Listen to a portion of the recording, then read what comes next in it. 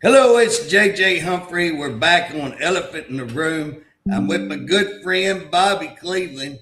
Bob, there must not be any sports on today that you could join us, so it's good to Well, have you back. I'm kind of disappointed in that. There's some games today, but I didn't. I let them go. The, Nothing major, huh? Well, Bob, no. we're going to get right into it because I figured we got a lot to discuss today. So, today, me and Bob are going to be discussing the political atmosphere in Oklahoma and what's going on with political opponents, the candidates. Uh, what's it's pretty getting pretty nasty, Bob. Have you seen all the nastiness that's going on? Yeah, I have. I've seen that. And it does. It bothers me a little bit about Charles, and it bothers me about Eccles. I know both of them are friends of mine, and I see some things that they've been accused of that they is out are wrong. And this Sterling guy, who's just moved here recently, is not out campaigning that I know of. I've called around. They know one's done it. All he does is send out postcards, and he's got plenty of money. He won't have any problem doing that. But he's not. Uh, he criticizes on things that's irrelevant. Well, Bob, that for our listeners, that's going to be the AG's, the Attorney General's race. So that's going to be, there's actually a Democrat that I can't remember. Right now, we're looking at the primaries, and that primary is going to be between two Republicans, John Eccles and Jeff Sterling. Is it Sterling? I think I'm pronouncing that right. It's Staring. Yeah. So one, John's been in politics. So he was in the House for about 12 years. So he termed out running for AG. Sterling Jeff has come in from I think Virginia, I believe, Bob. I don't think he's lived here, but about maybe 2 years is what I understand. Moved in from Virginia. Apparently married into some pretty big money, is what I understand. That would be the Davin Energy group that he's married into, is what I kind of hear. And again, one of the things that he just kind of held back on. He got out and campaigned a little bit, but not like Eccles. You saw Eccles all over the state where you didn't see Jeff as much. But what Jeff has done is poured money in to this campaign, a negative campaign on Eccles. And man, I mean, he is tore up. One of the commercials that I know I saw this morning, Bob, was on that Sarah Pullen. Is it Pullen? Uh, the lady that got out 70 days, that she ran. Polson. What's that? Polson. Poston, that's her name. But he had an article out today, or a campaign Jeff did, saying that Eccles had been really involved with them and had taken money from that family, and that he was part of her getting out in 70 days. Now, Bob, I don't doubt that he's known him for a while. I don't doubt that his name has been brought up because he was playing some video where they were mentioning his name. But Bob, right now, he couldn't do anything. He's not an elected official. He has no ties with the jail. He has no ties with DOC that I know of. So how would John Eccles be able to get her out any earlier? I don't know. He's well known. Polson is well known in the political figures. I've known him, not personal friend, but I know who he is. See him around. But he has a pretty large law firm. But to say them helped pass stronger protection on foreign land ownership. So is that a Sterling? Hold that up and let's see what that looks like. Is that one of Sterling's? Yeah. So he's saying that John is trying to allow the Chinese to come in here and try to allow foreign ownership of land. Is that what that's saying? That's what he's saying. Led the fight on crackdown on foreign. No, this is different. Hard to figure out whether you're looking at a Eccles card or a Sterling card. Right. Because he goes on, you know, and just kind of just goes on with a whole bunch of, I think they're just flat out lies. I mean, you and I both have known him for 12 years. I've known him for 25 years, but we've known him for 12 years that he served in the House. And Well, Bob, I listed several things that they had said that I've been looking at. One, he says that he's not with Trump. I don't know that Eccles is not with Trump. I mean, I would think that he has probably got a history of siding with Trump. That would shock me if that was true. Um, Said that he's self-serving. Now, I will tell you that he's got a couple of businesses, and so that in and by itself, I don't doubt that he's used his position, but most do use their position to try to gain a little advantage in business and things like that. I don't know that he's done anything illegal, and that's what this guy needs to do. Is if he's going to make the accusations, he needs to come out with the actual proof that John has done all these things. Said that he was involved in tax hikes. Now I do know that he was in one of the largest tax, ever voted on. But people forgot that we were $1 billion in the hole. Now I don't agree with the package they come up with. I wish they'd have come up with something differently. I voted against that probably 100 times, and then on last time voted with it. Got in real trouble for the amount of times that I voted against it. But my district wanted it, and so I went along with it at the last. But again, here's the deal. We were $1 billion in the hole, and we had to balance the budget. I think they could have done it without raising taxes, but that's what they did. So again, they turned around and did come back with the largest tax cut, I believe, in history. So you had the same crew responsible for the largest tax hike, but you had the same crew responsible for the largest tax decrease. So my understanding, now that's what I understand. So again, I don't know, you're only telling about half a truth when you tell that. Well, there's plenty of other people that voted for the very same thing. I didn't vote for it, but we had some liberal people who they voted for it.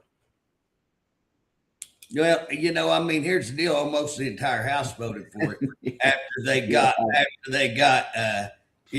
And again, I was with the group called the Patriot Group that everybody was really mad at because we kept voting down the tax, and they kept trying to change it. And we'd vote it down, and they change it, and we'd vote it down.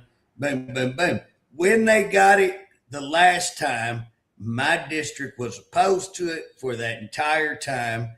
And then when they got it last time, got right on the GPT, that was the oil tax.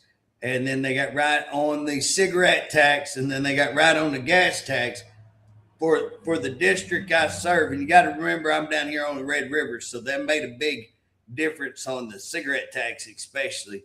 So again, when we got those hit right, the district I served wanted them. I voted for them. I'm not a big tax man, but that's where we're at. So is that the year that we voted on the excise tax on buying a new car? It is, Bob. And what did they told us at that time that we voted on that we'll take that off. We'll strike it just as soon as we get it out of this mess of that we're into right now.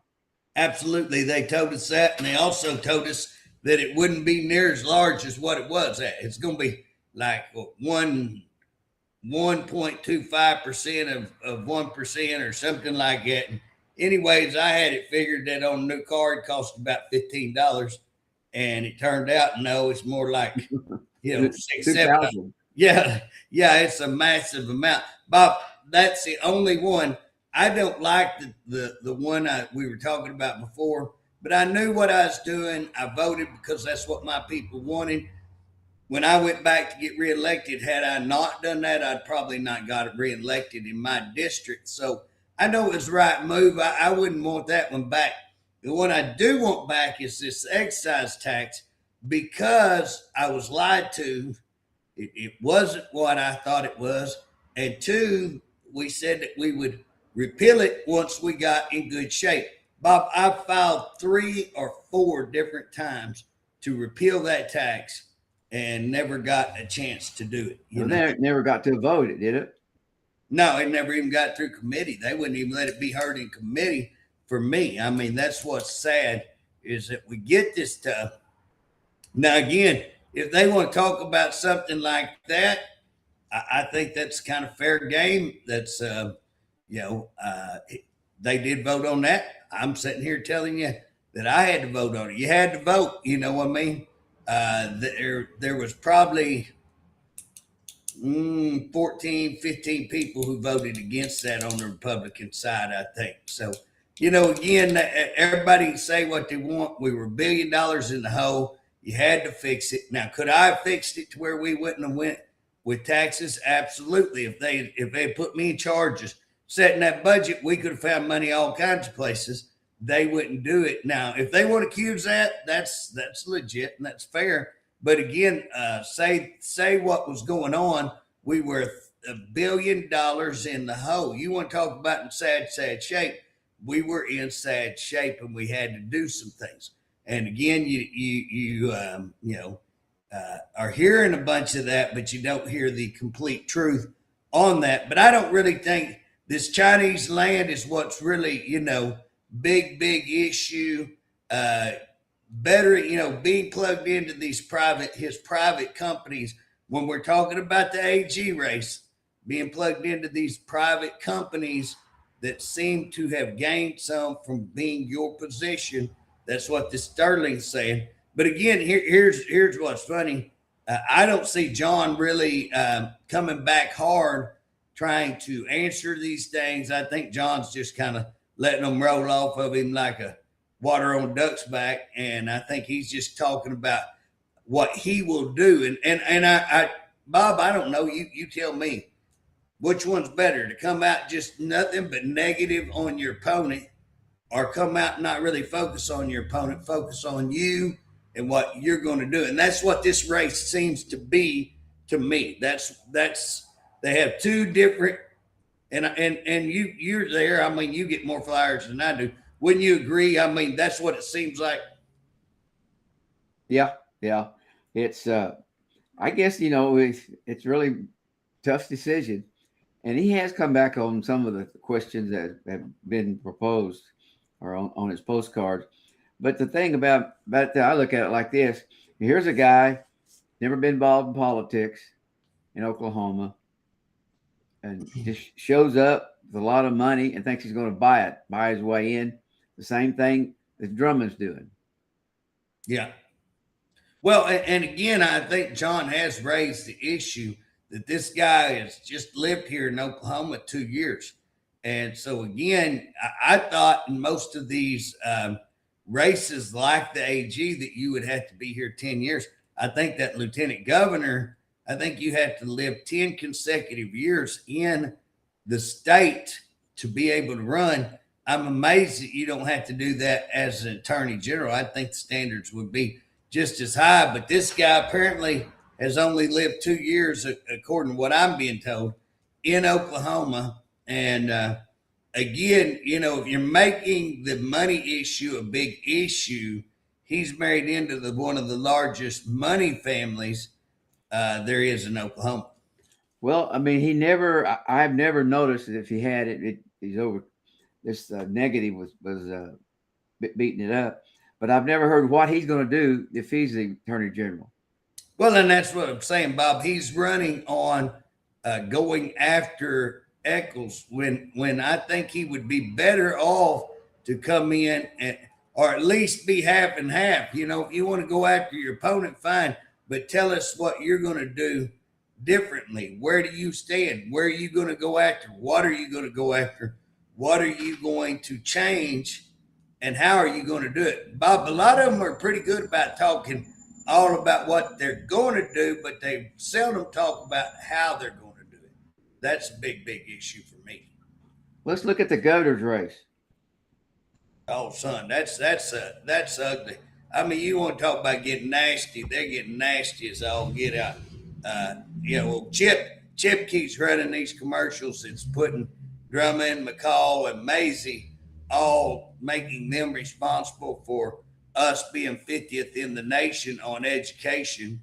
I don't say that they may not have some uh, legitimacy there, but he's acting like he's not involved.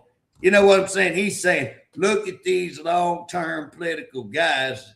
I'm not involved. When his dad, maybe he wasn't directly involved, but his dad was governor, and he's riding on dad's name, and he was Secretary of State. No, Secretary of Public Safety Secretary. I think is what he was, wasn't he? Yeah. Um, Yeah. He had something to do with DOC. Oh yeah. He was over public safety secretary for Kevin Stitt for Governor Stitt. So Yeah. again, to act like he's not involved in any of the politics is not necessarily, true. Now I wouldn't say that he was an elected official during that time, and so he can't, he doesn't bear the responsibility of some of these issues that he's talking about. But again, one of the messages that I do like that Chip Keating is coming out with is waste, fraud, and abuse. That's a message, that's what I've been screaming for about 10 years now, and everybody's looked at me like a calf in a gate. But all of a sudden, Bob, that's starting to take hold. People are starting to pay a little bit more attention to that. And that seems to be what I mean. That's a big. I would say that's probably the guts of his, Keating's campaign right now is to say, if you look at Keating's campaign, all these others have been politicians. They're all responsible for the mess we're in. I have not been a politician, and I'm going to go after waste, fraud, and abuse, and I'm going to cut your property taxes and cut your state tax, your income tax, is what I think he said. Now, again, here's what's funny. We hear all these politicians talking about cutting tax, but none of them will tell you their plan how to cut that tax. It's always Yeah, I've noticed that there's no it's what they want to do is cut various items, and but they have some of them who have said this. They're in there. They could have had it done themselves, right. or tried. Well, Bob, one of the interesting things for me is the polls that have been going on because, before you had Drummond and McCall kind of neck and neck. Drummond was always kind of ahead, but it was McCall, Drummond. Now you're seeing Maisie has taken over, according to the polls that I'm seeing, and people are telling me. Maisie is about 22, 20 something, 22. Gittner Drummond is 19-1. The last poll that come out was Jake Merritt, who come out of nowhere. I mean, before they've had Jake down there 7%, 7%. Now Jake's jumped up to 19, right under Drummond. I always want to call Drummond Drew Edmondson. He reminds me of Drew Edmondson. Does he remind you of Drew Edmondson, Bob? No, I never gave it that any thought. Really, I'm constantly calling him Drew Edmondson. But it's Drummond. So Drummond is at 19 and 19-1, and supposedly Jake is at 19, which come just out of no. I mean, Bob, he's been 7-7-7 every poll you look at, 7-7, and all of a sudden, boom, he's at 19, third place, and ahead of Chip Keating. I think in that poll it's got McCall fourth at 18 and Chip right under him, if I remember correctly. So again, what do you lay to these polls, Bob? What do you think about these polls? Well, I've heard so many different things from different polls, but it seems to me, though, if you're going to put a poll out there and you're only going to contact 400 people, that's not. Yeah, that's the poll before that they said they contacted 500 people, all from one area. I'd heard Tulsa, I don't know, and then Maisie did well, Lottie Daw, he's from Tulsa. You would expect it. That's like mine, Bob. They had TW at 42 or 40 something and me down there at 7%, I told everybody, I said, well, it's probably true, but what they didn't say, they took it at his family reunion and I still got 7%, you know. And so everybody's like, JJ, I was like, well, golly, come on, man. You know, these polls, and a lot of these polls, Bob, they just design them to do that. They go out and cherry pick it, and they do it to try to convince the public you're throwing away your vote. You're throwing away your vote for Jake Merritt because he can't win. And, you know, you got to give it, if you don't give it over here, then that guy's going to be beat because you gave it to Jake. Now, that's what they're all trying to say and trying to, you know, do with these polls. And they make, also, they make that candidate, you know, you get a poll saying you're 7% and you believe that, man, it kind of knocks you in the dust. You know what I mean? Now, my deal is I don't believe it from day one, from Jump Street. Most of these polls are extremely fake. If they run a good poll, then we should be able to pay more attention. But how many times do they run a poll to get the rural part of the state, to get the urban, to get a very well-rounded poll to get a good idea? Not very often. Those are few and far between. Yeah. Well, back to the Eccles race. I don't believe that he's made much headway of John. No, I listened to John the other night, and John said that he's actually up 5%. Again, if you can go by what these polls say or what's going on, I will tell you, John's going to be hard to beat because John has got out there and worked like nobody's business. And John's got a name, and he is a very, very friendly dude. Now, I could cherry pick some things, and I could say, hey, there's things that, you know, I'd like to see change. But if you get down to it, he's a very, very friendly dude. He's worked his hiney off when he had better name recognition, still out there working. He's got some money behind him. This guy's got a bunch of money, and all he's done is run a negative campaign. Now, we're going to find out, does negative win? Does lots of money with negative win? And Bob, you know what? That brings us to another thing. We're seeing these Trump endorsements. Maisie got a Trump endorsement. You know, now here's what's funny on the Trump endorsement. And I was at a place the other night where I know this to be absolutely true. A person got asked, are you going to get a Trump endorsement? And he was. And he said, well, number one thing, guess what? Number one thing that Trump's going to ask you in order to get that endorsement. And what is it? And he said, how much money do you have? Now, here's where I'm at. We're going to drain the swamp. We're going to drain this swamp. But the first requirement in order to get an endorsement is you got to have a bunch of swamp money. And that just makes zero sense. That's like the Republican Party saying, we're tired of lobbyist money. We're tired of corporate money. We're tired of dark money. But we're not going to let you on the debate stage unless you have a bunch of corporate lobbyists, dark money. You know what I'm saying? Or tribal money. I left tribal out there. Don't want to offend you, Bob, but there's a lot of tribal money going on. Bob's Choctaw, you guys. And here's what's funny. Me and Bob joke about that. So if y'all hear us joking, my district that I represent is 40% Choctaw. I get along great with the tribe.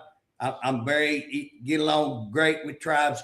But the difference between me and some other candidates, I'm not run by the tribes. I respect that they have their tribe. So that Choctaw chief gets elected to represent the Choctaws. And that's what he does. And I never disrespect it. He's supposed to represent them. That's what he's elected to do. I'm elected to represent the state of Oklahoma. And sometimes those don't G-haul. Most of the time they do. In fact, most of the stuff that they do is good for the area I represent. Most stuff they do can be good for the state. So if it's good for the state and you represent the state, cool.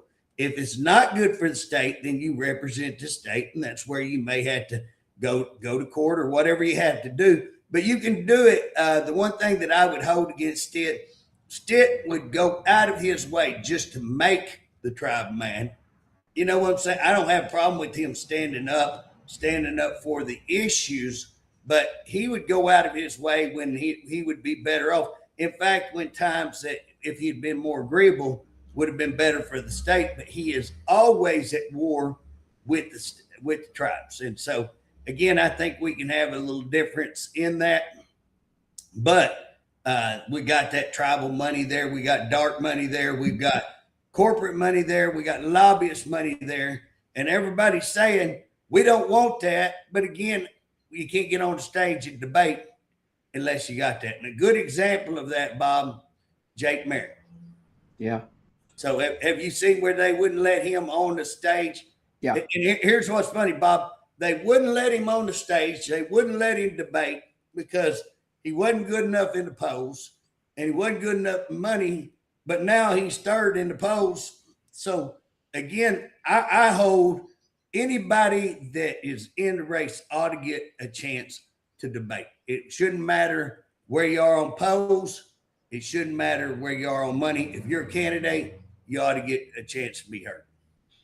Well, the people, they're tired of the money going dark money. They don't like the dark money, and they can't figure out. Okay, you really want help and change things, but you can't change things on the campaign unless you take dark money. So you don't take the dark money because you don't feel like that's what you should do. It's a catch-22, Bob. How do you get your word out? How do you compete against people who are running TV ads, who's got signs all over the state of Oklahoma, who have radio, who even when you're doing social media? I'm going to give you an example. Me and one of my opponents, we do a pretty good social media, and he does a really good social media. But the difference is when you're watching his social media, he's got professional songs playing in the background. I mean, really popular, known music. And guess what, Bob? That doesn't come cheap. Every one of those that he's doing cost big money. And people look at that and don't think, well, that's social media.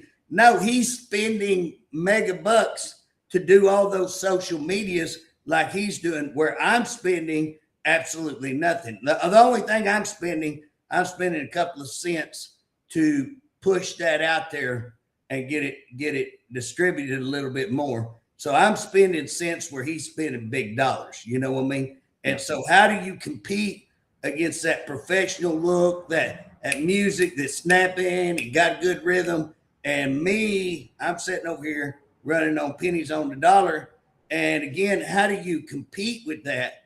And again, people say, oh, we don't want that money, but people respond to the money. So it's going to be interesting this year whether that actually changes a little. I think it is changing, but how much change? And can you get your message out there? Well, Jake's, when I talk to people about election, they come up and want to talk about it. I'm going to say every single one of them, Jake Merrick name comes up.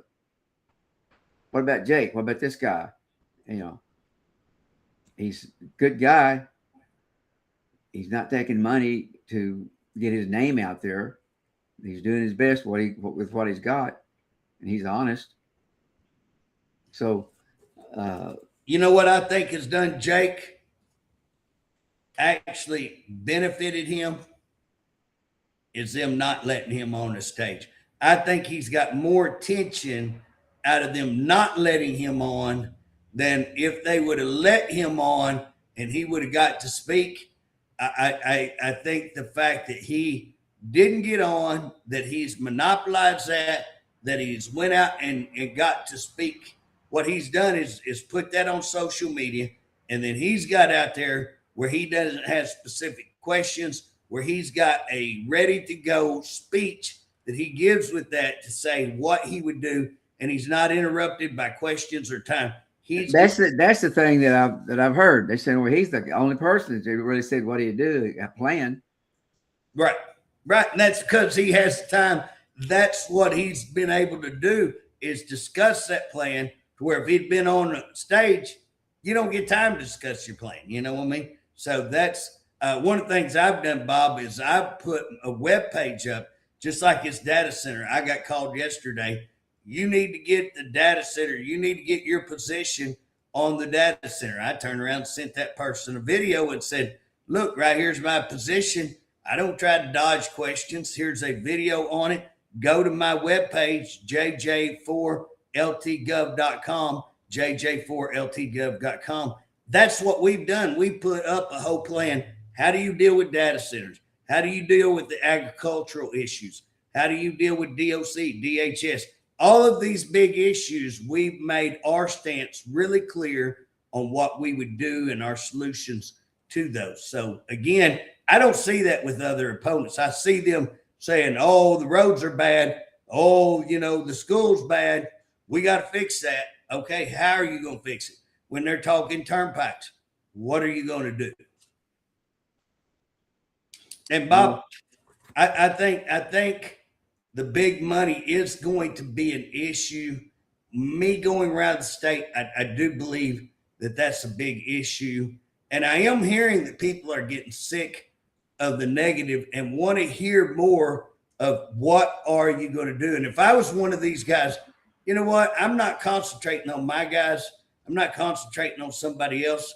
Now, if I get into the runoff and it's me and the other one, I may kind of show you the difference between me and them. But what I'm going to maintain is what can I do? What's the difference between me and him on what that person would do and what I'll do? And again, for me, Bob, what you've done, your past, your present is indicative of what you're going to do in the future. And so sometimes when these guys are going after each other, if they are going to be negative, they need to document. You know what I'm saying? You need to. We had something. We've had one negative thing that I'm aware of come up in the lieutenant governor's race, and that was documented very well. Some guy, Sean Buckman, I think is his name, put it out, but documented it very, very well. I'm not even going to discuss it. But anyways, I mean, it was documented pretty well. That's how you should do it. If you are going to bring up negative, make it to where there's no question that what you're saying is absolutely true. These guys going on and talking about like Eccles is let this lady out when most likely he had zero to do with that. He had taken money from them. Well, people donate money. How you gonna know that they're going to be in jail and have these issues and have these tapes? That's beyond your knowledge. You're not prophet, can't tell that in advance. The things with Chip Keating, when you're making all these guys out to be liberal, then what is it? We're 50th in the state. You think them guys are responsible solely for being 50th in the state? Where's the governor on that? Where's the state superintendent on that? Where's all these people? Now, do I think that they do have some ownership in it? I think so, but again, it's not, he's trying to make it out just them alone, Well, what about Cindy Bird, where she's put out information on Todd Russ? Now, you and I both know Todd Russ. We served with him. He's a gentleman and very strict, and I just can't imagine he would do anything that would be wrong to be put in jail. I can't remember. Did you say this? I may have been around you and you said this. Somebody I was around the other day was talking about, that Cindy would never, like we tried to get her to weigh in on the sheriff's race there in Cleveland County. She had done this audit. And my deal was, let the audit stand for itself. You're not weighing in. The audit speaks for itself. If it's bad for him, then it's bad for him. It's good for him, then it's good. But turn in the audit so the people can see. But instead, we hold this audit because we don't want to put our thumb on the scale of election. Somebody, and it may have been you, I think it was you, said, well, she don't have any problem doing it when it's her in the election.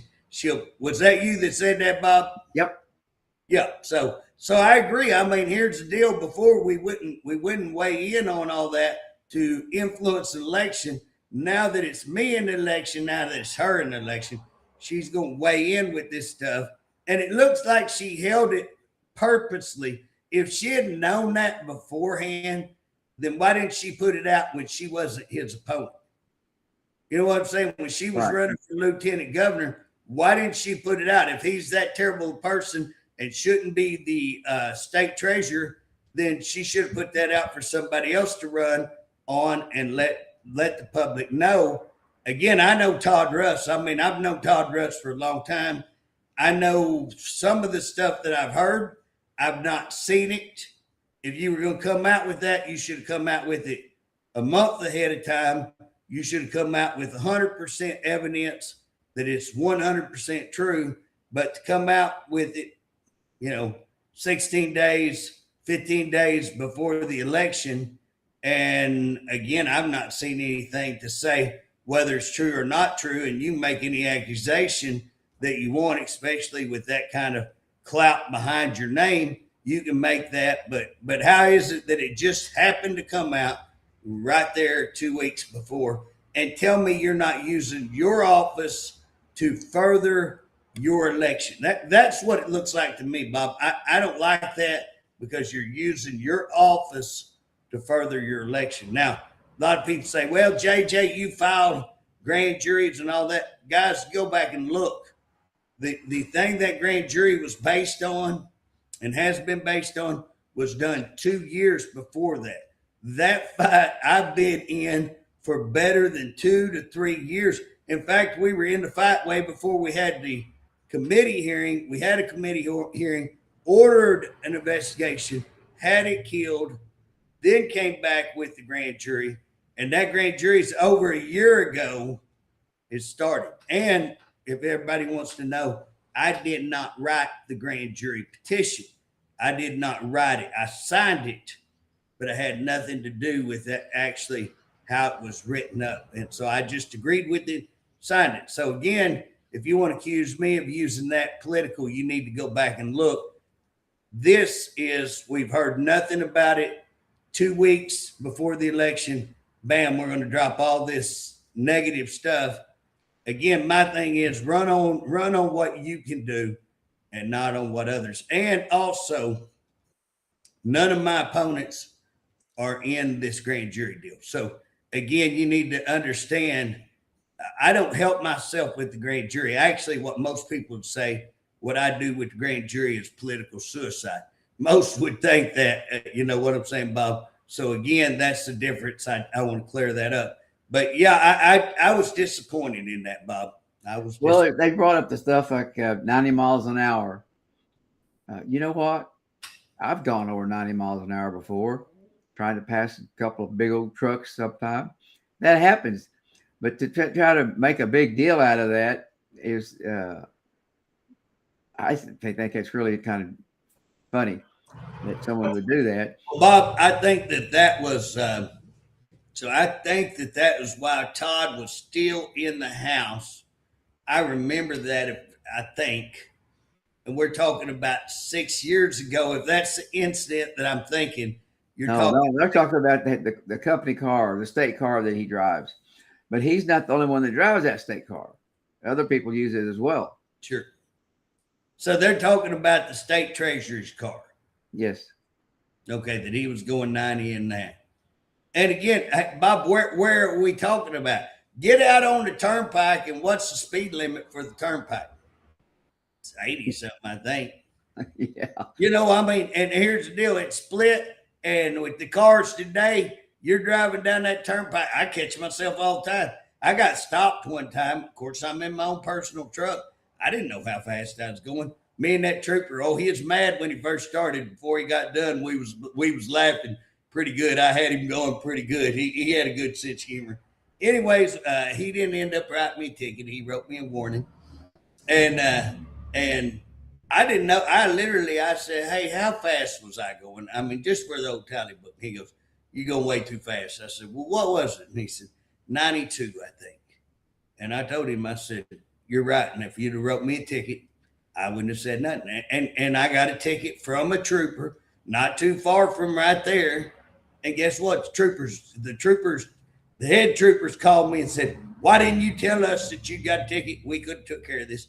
I said, hey, you know what? I'm no different than anybody else. I paid my ticket because guess what? That guy right there was doing an awesome job. He was friendly. He was right. I was going to try to argue with him a little bit. My wife threw me under the bus. No, you was going that. I looked over there. You was going that. I was like, you gonna get out and walk? He give you right. But the guy was friendly. We had a good good conversation. I didn't try to get out of it because guess what? Now I've called in on some stuff that I thought I will say we got a couple of places around like Boat Cheetah and I got a ticket called Colgate not too long back that was total. I mean, it's total fraud. The guy was writing total fraud, and I'm a law enforcement officer. Know that Boat Cheetah, I've gotten stopped twice down there and hadn't got no ticket. But at the end of the day, you know what? What I'm trying to say is that stuff can happen. Anybody out there could get that. And if we're gonna start holding speeding tickets against you, I better go home. You know what I mean? Yeah. If driving a little fast is disqualifies you for a seat, then I probably am in deep. I asked a couple of girls the other day, said, "How do y'all?" I said, "Who y'all voting for governor?" And they said, "Who's running?" And I said, "Y'all really don't know who's even in the race?" No, we don't even know one name. I said, "Well, how do y'all decide who y'all gonna vote for?" And they said, "Whoever's best looking." And I said, "Holy smokes, I'm in deep trouble." Yeah, I was like, "Really? That's what y'all do?" So yeah, I mean, Bob, that shouldn't even be considered as any part of that. Again, here's where I'm at, Bob. I'm very interested in this race because we barely scratched the surface. On Drew Edmondson, not Drew Edmondson, keep calling him Drew Edmondson. What's his name, Bob? Drummond. Drummond. Golly, I keep calling him Drew. On Drummond, he let me see some of the negative stuff I've heard on. He throwed his wife under. Did you see his wife come out with the deal the other day? Did you see that where she took full responsibility and was very upset that everybody is falsely accusing him? Only problem is he donates to a whole bunch of Democrats. It wasn't just one Democrat. So I don't know that I necessarily buy that, but it's out there that he's more of a Democrat than he is a Republican. I don't know that's necessarily untrue. Let's see. COVID deal. Have you seen the one on where the girls are asking about COVID and he says, "I'm a grown ass man and I don't need your vote." I tried to get that same bunch to film me, and I was going to say I was a grown ass man and please vote for me. I need your vote. They wouldn't do it. They wouldn't do it. But there's that on COVID. Bob, now I don't know if you saw this where Stitt come out against him on. Did you see where Stitt come out on him going over there? And I was going to try to make that meeting. I think it's at Inola where he got up and said that he's putting a shutdown, an injunction, I think, on this smeltering, this aluminum plant. And now what I didn't know, apparently this is a big project of the President Trump. So apparently this is a huge project that President Trump wants to see go through. And what I was told was that Drummond, it got up and did an injunction because Trump had endorsed Macy. It really didn't have anything to do with the people. Now I think he did win him some votes over there. But what I was told, it didn't have anything to do with the people, that it had to do with he was mad. This was kind of a punch back to Trump for endorsing Macy. And then I think Governor Stitt come out and, kind of alluded to. He was paying, I think his lobbyist or somebody, $6,000 a month. Macy was paying what Roger Stone. So, big name Roger Stone right into the president, and that he's paying him $7,500 a month.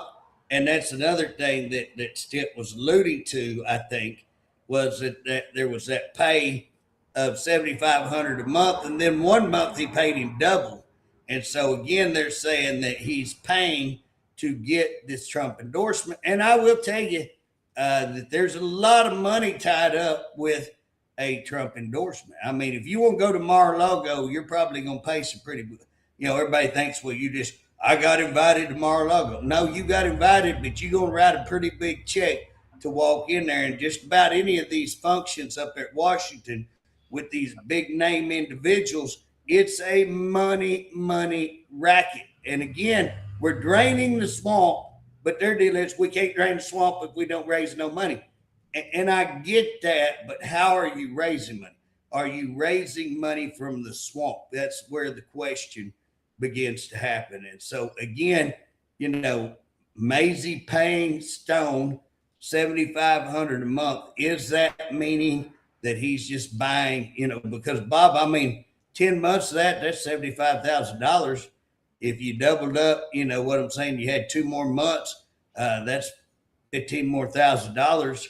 So you know what I'm saying. So 75, 10 be 85, 90. You had another month that's 97.5, something like that, you know, almost $100,000. You might as well say you just paid this guy $100,000 to get you into the, you know, Trump stratosphere, you know what I'm saying, and get that endorsement. So how many people can afford to go buy? I can't afford to go buy $100,000. And again, who's paying all that money? Is he paying that out of his pocket? Because I've got an opponent, got a Trump endorsement. I know what it takes to get a Trump endorsement. I'm looking at how did you get that? How did you get an appointment? And why would you give up an appointment in such a great position? And I like the guy. I would tell you this, my opponent, I really like. I mean, I do. He's a nice guy. If you knew him, nice guy. But again, how are you getting into all of these high-ranking places and you get up and brag about being an appointee into a cabinet position under the ag department, but then you leave early. You quit early when you could have done more good. And then if you don't know a whole bunch about ag, how do you get appointed to an ag department position in the Trump cabinet when you don't know diddly crap about ag? That's a head scratcher. So these are the questions about what's going on. Where's the money? All this big money, because we would like to think in the Republican Party that we're not using dark money, that we're not having lobbyist money, that we're not having corporate money, tribal money. But Bob, it looks like there ain't no much difference between the Republicans and the Democrats when it comes to that. Yeah. Well, you know, when you look at this deal on Eccles again, I'll go back to Eccles. I just read that Eccles was the architect behind the largest tax hike in the state history and voted raise our taxes more than $500 million. But that's true, but it's not true. Right. Eccles wasn't the one who brought it up. Eccles wasn't the ringleader. He voted for it. He was in with a group that did. But, you know, there was at least 30 people voted for that. At least. No, Bob, that wasn't. No. You had to have 3/4 of your whole house vote for that. So 3/4 of the house had to vote. And in fact, on that last vote, there were only like maybe 15, 16 no votes in the entire thing. Okay. So, yeah, I mean, was he the orchestrator? He was up in the upper echelon. He was part of the leadership. And again, if you're leadership, you're not going to go against leadership. That's another thing needs to change. I mean, you've got all the power now in a couple of people's position.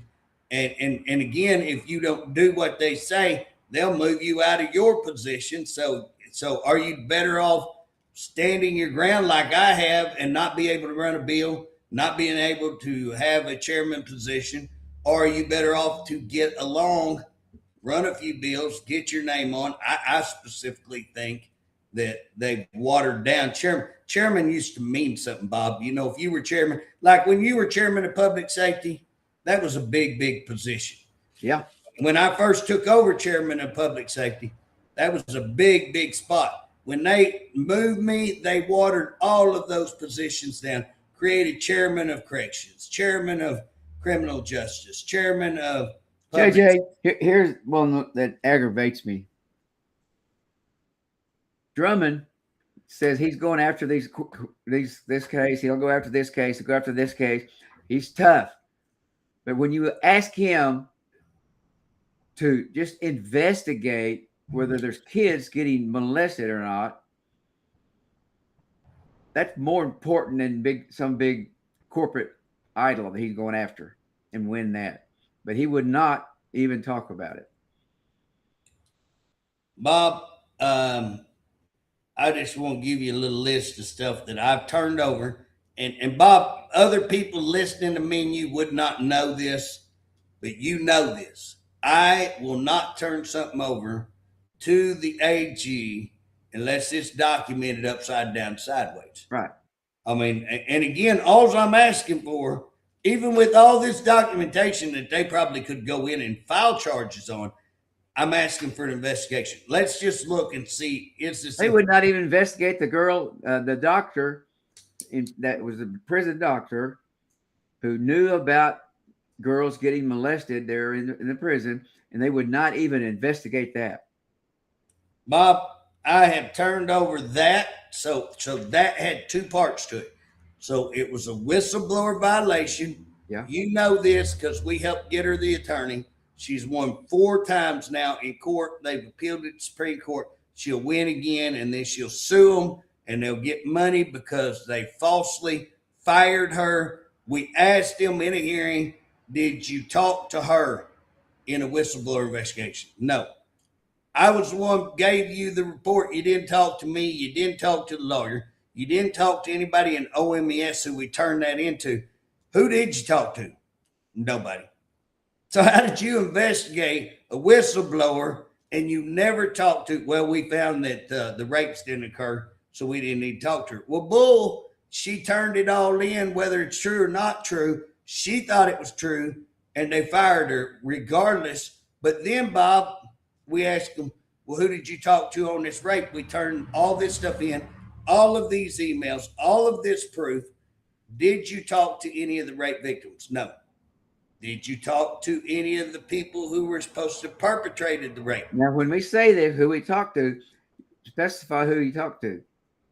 Yeah, he didn't. The guy that's doing investigating is with DOC.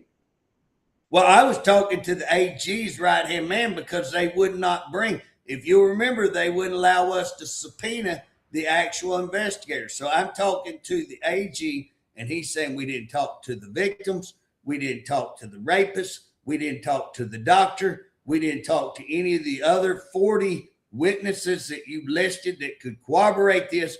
And with all this written documentation, they talked to nobody. And we said, well, who did you talk to? Well, we talked to the guy investigating. Well, that's the guy we're accusing of falsifying. That's the only one they talked to. And they said, nothing there. And again, we're winning in court all the time on this. It's taken 4 or 5 years, whatever it is. Bob, you know this. We turned over a human rights violation. People being locked in a shower, 2x2 cell for over 9 days. We had absolute evidence of that. Nothing at all. We turned over the kids being molested in a juvenile detention center. Nothing at all. And that actually was ended up rated by Homeland Security, verified that it did occur. We had kids being waterboarded, reported. We had whistleblowers come forward, had pictures of them being beaten, reported waterboarding. He wouldn't do nothing with that. Remember the ATF case that I worked, turned that in. He wouldn't do anything with that. COVID, we got a brief made by doctors, lawyers, researchers all across the United States, did a probable cause. He did nothing with that. What else did we give? DAs. Well, you talked about those real quick. Representative Shaw and the senator, I seen a letter that they sent to the governor to investigate. Never heard back from him. Yeah, in fact, I was on that on the Woolley case. I've turned in the Woolley case multiple times to them, and they will not investigate. Well, this is on COVID. Oh, that was on COVID. That is true. And I wrote on that. I also signed on the letter that he put on that. And I already turned the letter over on COVID. But again, Bob, we could sit here all day long and talk about all of the stuff. I mean, I just named you rapes, waterboarding, mental health children, rape on children. Uh, let's see, human rights violation, ATF, COVID, DAs, just 7 or 8 things right there, off of the top of my head. Woolley case, off of the top of my head. Another case there in Payne County. Guess what? That's 9 cases. I just turned in a deal on the youth shelter, them taking kids out of youth shelter, that they're over. That's 10 things that I just named you that I have absolute 100% evidence that it's likely going on. All of them warrant an investigation, and they would not. The one thing they claimed to do investigation on that we were able that quick show no investigation. Hey, Bob, we've just about run out of time. Well, I'm going to say before we end, as I look at all these cards that I get in the mail, and one that really stands out to me is McCall. He puts down what he wants to get done. And I think that I look at all these others, some of them just want to badmouth somebody else instead of doing, what they want to do. Absolutely. They need to tell what they're going to do.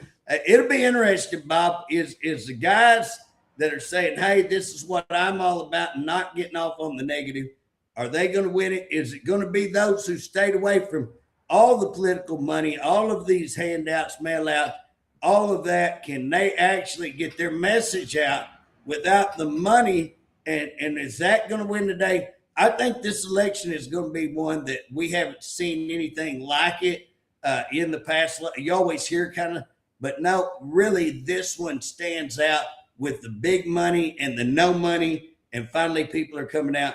But Bob, even in these races, this race I've got where they're taking my position, the representative, man, that has gotten nasty. I had a guy call me up and accuse me. I was like, hey, you're talking to the wrong cat. I ain't got nothing to do with that. I'm not involved. Don't call me up and threaten me because I'm not involved in it. But I mean, getting just extremely, extremely nasty. I've not seen it like that, at least in my tenure of the 10 years. This is the nastiest campaign, whether it be for governor, whether it be. Now, I will say this, our lieutenant governor has been pretty quiet and been pretty cordial. I'd say it's been cordial. Yeah, he has. He certainly has. Then he's running on him. I mean, he's just a great guy. That's all I can say. He's a good guy. I like him. He's running on what he is. I'm running on what I am. I make the distinction. We're totally different, but that's okay. I mean, I think he'll agree with me saying that. You know what I'm saying? So again, yeah. But the rest of these races are very, very nasty. Going to be interested in what comes out and who is the winners. We'll see June the 16th. That'll take us into a runoff, and it'll be very interesting who does click in on that governor race, and then to see on lieutenant governor and all these others. You got Marty Quinn on the insurance commissioner. You got West and J. Lou and Pfeiffer on the that's labor, isn't it? Labor commissioner. Marty was insurance commissioner. Right. Todd, he's a good guy. I mean, he knows insurance, and Marty, he'll be good for the state. Hey, that state superintendent is going to be a pretty interesting race, Bob. Yeah, that's going to be a big one. That's going to be a big one. You guys get out and vote. No matter what, go out, try to find out your best information. Check everybody out. You can look them all up. But go out and vote. Your vote counts. And we got early voting starting up here just a few days. Absolutely. Get that vote in and make sure you participate. It's a God-given right that we shouldn't ignore. Bob, thank you for coming on. Enjoy your opinion on everything. Thanks. Catch you later. Bye-bye.